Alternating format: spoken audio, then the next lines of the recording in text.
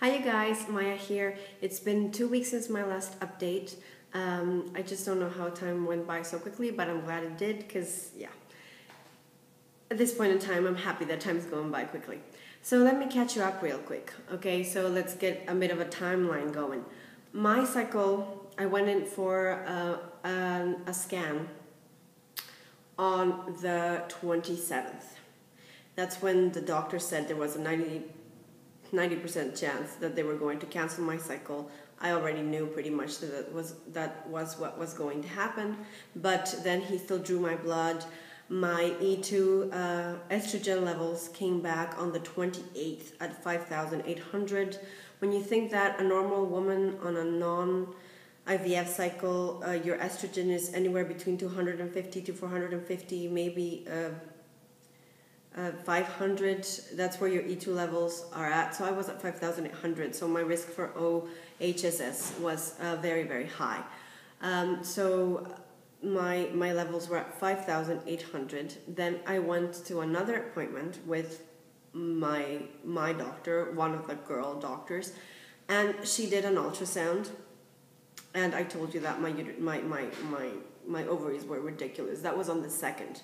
So this is what she told me. Your ovaries are about 2 centimeters in diameter, 2 to 3 centimeters in diameter normally, right? So let's look at this grape. This is about 2 centimeters, 2.5 centimeters wide, right? So this is more or less the diameter, this right here, that your ovaries have normally. Now, obviously this is a bit elongated, but okay, this is the diameter. That's a grape, right? When she did my ultrasound on the 2nd of March, my ovaries were measuring between 10 and 12 centimeter diameter each. So yeah, I went from normal to this in about 10 days. So, huge. It was ridiculous. It was like Mickey Mouse ears. So I was quite uncomfortable, quite swollen, just miserable. Then on the 2nd, they drew my blood again. I had to call on the Saturday, on the 3rd. And on the 3rd, they told me that my E2 levels had dropped to 476. So quite a dramatic drop in a very short period of time. Therefore, they wanted me to schedule another appointment. So I went ahead and did that. And on the Friday after that, so if I'm not mistaken, just let me check what that was. That was on the 9th. On the 9th, I went for another ultrasound. I went for another appointment. This was with the other girl doctor because I'm kind of dodging the boy doctor at this point. And she did another ultrasound, and my ovaries had shrunk a little bit. They were still full of, at this point, cysts. And they were about the size of this apple. So that's 5.5. They were between 5 and 7 centimeters diameter, so still quite a ways away from going back to the size of this grape. When you think that I had more or less between 20 and 30 follicles in each ovary, and they were all more or less this size, so it's not difficult to figure out how my ovaries had gotten this big, right? So anyhow, both girl doctors were very understanding, and they listened to us and they answered all our questions, and but I get the feeling like they just want to put this behind them and behind me, which I get, but I still, some days I'm still mourning the loss. I learned of a pregnancy last Friday, and I got all depressed again. I was all sad. I had been doing better, and then on Friday I just spent the night on my couch, not really crying, but I couldn't do anything else. I was just like, man, I will never be able to do that, just figure out that I got pregnant because my period's late, and then,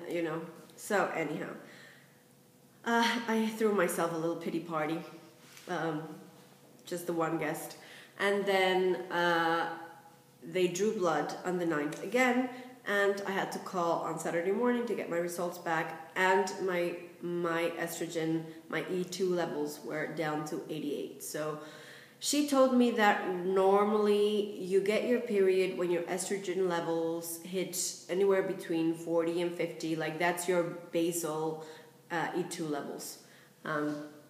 But so she said that I should expect to get my period this week. Mind you, I already had some bleeding. On the 2nd, I started and I had 4 days of bleeding, then it just stopped. And then I had some spotting last week, TMI. And then it stopped, and now this week I have nothing. I've been walking around, prepared with my with my stash in my purse at all times, but nothing has happened, so I don't know what's going on. They do definitely want me to have a period, so if I don't do that on my own, my guess is they're going to induce a period with Purovera or God knows what, but they want me to have a period. They want me to shed the lining because they don't think that the bleeding that I had on the 2nd, that was really my period. They think it was just my hormones dropped so drastically or whatever that I had some bleeding, but they don't think my body acknowledges that as a real period. So yeah, I was checking the time, and I have to wait for my period, and then I have to start get back on the pill. The doctor told me that it would take for my body to get back to normal on its own about 6 weeks. They're going to put me on the pill to help me out with that. But even then, they want me to take a full pack. That's 21 pills. So I still haven't got my period, right? I don't know when I'm gonna. If I haven't gotten it by early next week, I'm going to make an appointment. I want to check things out. I want to induce a period if it comes to that. And of course now I've talked about it, and probably I'm going to get my period. But, and then I have to wait for 3 weeks and then, get the whole stimming roller coaster going again. And yeah, so the reason why I'm like, okay, I'm still totally down in the dumps about this whole thing. I still am in disbelief. I've come to grips with it, but I'm still far from okay with what happened. But what you're gonna do. The reason why I'm happy is because on Monday, my husband and I will be celebrating our 10th year anniversary. We've been together for 10 years, and it is huge. And one of the reasons why I was so sad about the whole cycle flopping was because I was hoping to be pregnant for our 10-year anniversary, But okay. So out of the blue, we have managed to get a little trip put together, and we're going to go to England by ferry boat, and we're going to spend 3 beautiful days in Kent, England, and we're going to be staying in the village of Sandwich. Who ever knew that existed? But it's an official village. It's called Sandwich, and that's where we're going to be staying. And yeah, so the ferry boat takes about 2 hours to get there, and we're leaving for the weekend. So it'll be fantastic.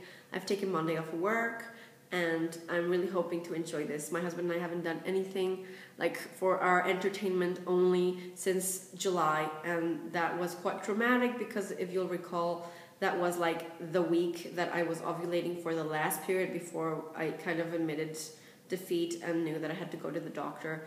And July came and went. I got a BFN, and the friends that we went on the holiday with, even though they weren't even trying, she came back pregnant from that holiday and I didn't. And she's about to give birth too, so yay for that.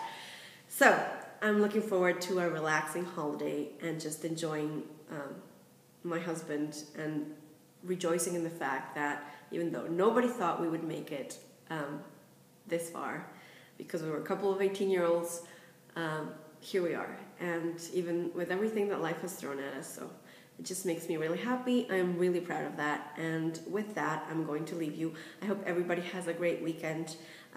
My computer has been fixed, so I'll be writing back to you, to all your comments shortly. But not this weekend. Alright, you guys.